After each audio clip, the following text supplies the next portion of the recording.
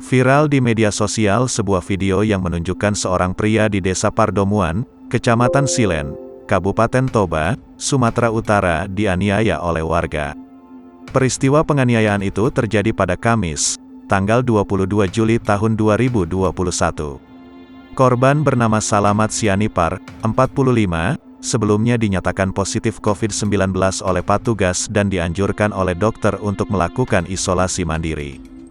Penganiayaan yang dilakukan oleh warga tersebut terjadi lantaran diduga pria itu hendak kabur dan memeluk warga sekitar.